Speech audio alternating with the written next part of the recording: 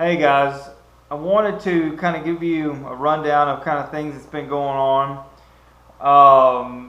And I'm going to go over in this video on, I created a bait tank, basically a minnow tank out of a cooler. Basically a cooler I had sitting around, had some supplies and things to use. I think I got about maybe $45 invested in it, so not a lot, but I'm going to go through the ins and outs of it. And kind of give you an idea of creating it, what I've done. Super simple, nothing crazy, as long as you get a way to aerate the water. I keep it in the garage so it stays cooler. But I'm going to kind of go over the ins and outs on it. Also, Wednesday, today is March the 11th, Saturday. We've been having nice temperatures in the 70s, and then all of a sudden, here we go. A nice little cold blast. I think it's about 42 degrees outside right now. Freeze warning tonight. My parents in Tennessee, they had about 6 inches of snow this morning. So, of course, we're a little bit southern. We're in Hot Springs, Arkansas, so we didn't have any snow, but it is going to get cold. It is cold outside, so a little bit of a different change in weather. So I'm in here doing this video. I was out Wednesday crappie fishing on Lake Greason. Awesome day. A few shy from the limit.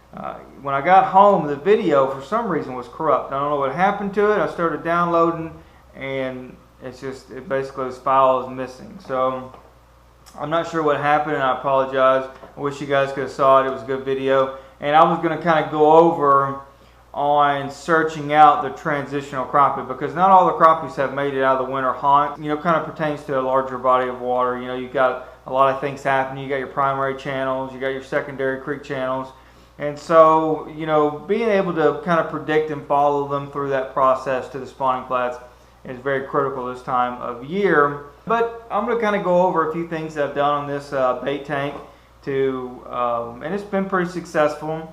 I've had several dozen in there, using some here and there, replenishing it, putting more in it, and I've only had maybe a handful die. So, and I don't know if you can keep all minnows alive forever. I'm not sure, but I'll go over the ins and outs on it, what I've done to create it, and like I said, it's super simple. I had some of the things laying around the house that I wasn't using, the PVC pipe, the cooler, stuff like that. I think I got about maybe $45 invested in it. So.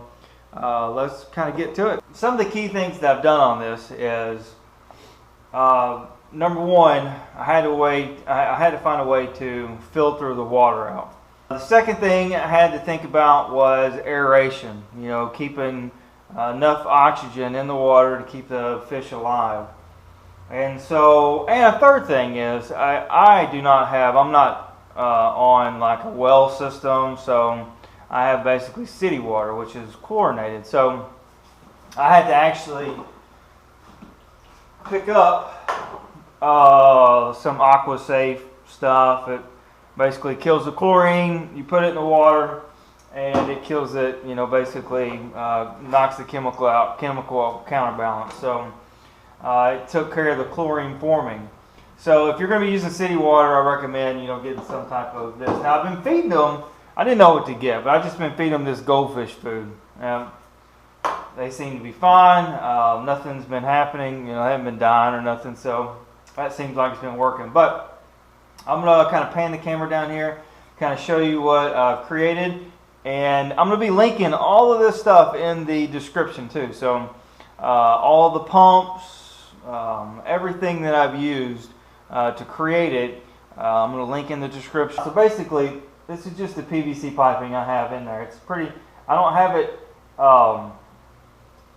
it sealed because there's no sense. I mean, it's just going to run back into it.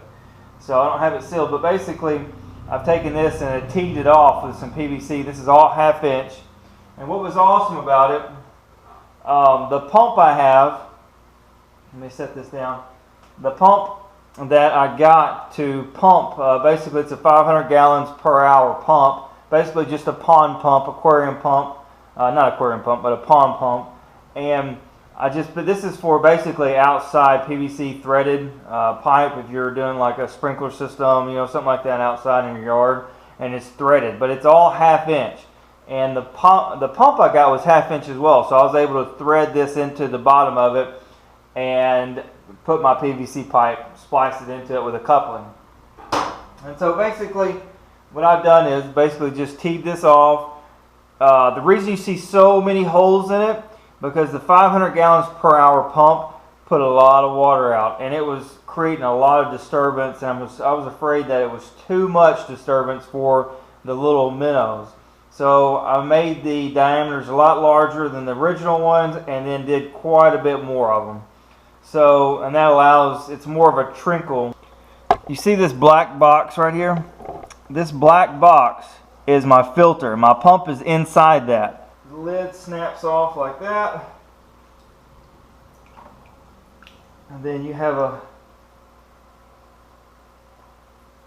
a filtration device. And there's two of these. There's this one and there's the super fine one in there too. So there's two of them. So basically the theory is this one and then the very coarse, this is the coarse one, and then the very fine pad is below this one. So it's two layers it's got to go through, and the water's pumping through this and clearing everything out and then shooting it back out the top for the aeration. So that's very important. And the reason I got the black box is it was basically a built-in filtration that you can put in there, basically the size of a shoebox. And so I'm going to put this back on there. I did buy an aquarium air pump, and so it's got two of these stones on it, like the bubble stone, I don't know, the mineral stones, and then air pushes through it. And so I have this, and this is basically creating oxygen in the water, pumping air through it, and I just have these hung on the side just like that. Pull that thing back down. Basically just hung on the side. Now, when I want to clean the water, or if I want to change the water, I can use the pump. And let me turn the pump on and show you kind of what it is. And so basically what it's doing is it's pulling all the water through that shoebox, that filter, and pushing it back out the top here.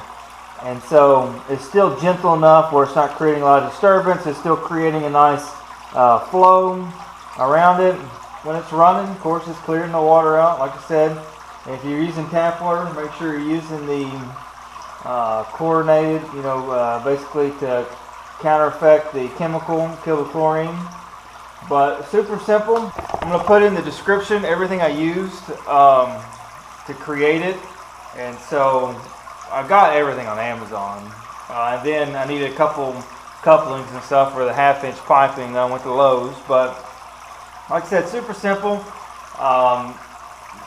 Had a few things laying around the house. Thought it'd be a fun little project to do, and decided to make it. But if you guys like the video, hit the like button. Be sure to subscribe to the channel, share it. Till next time, we'll see you guys.